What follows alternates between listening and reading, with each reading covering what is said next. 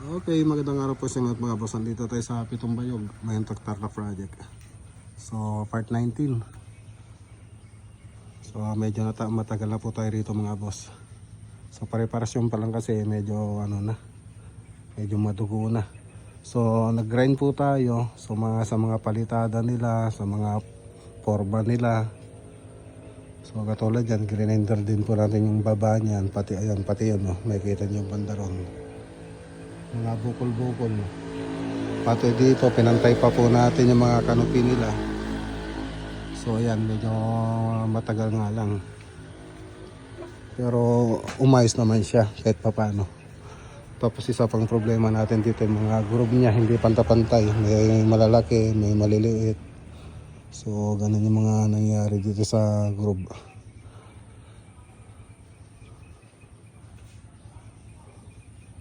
Ayun.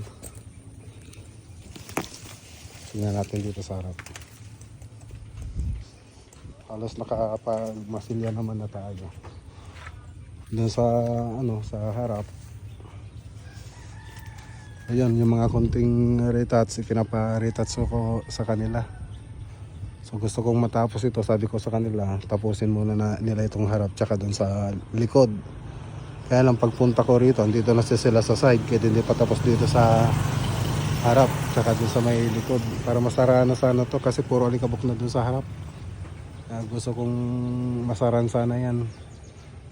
Pag na-preparasyon na natin yan, hindi naman na tayo masyadong maglilihan yan. Pag nakapag-preparasyon na tayo tapos nakapag-primer, konting masilya na lang yan pag magpipintura tayo, para may close na sana. Dito sa kabilang side hindi pa tapos, hindi pa nakapag-umpisa.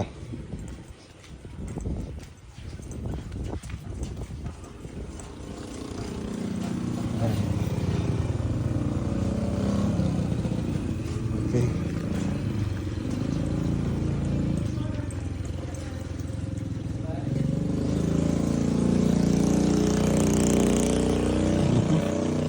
Napunta nga tayo dun sa loob.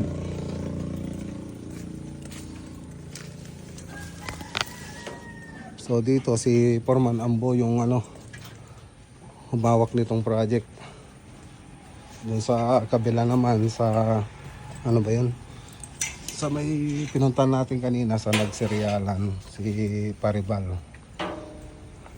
Tapos sa Natividad si JR.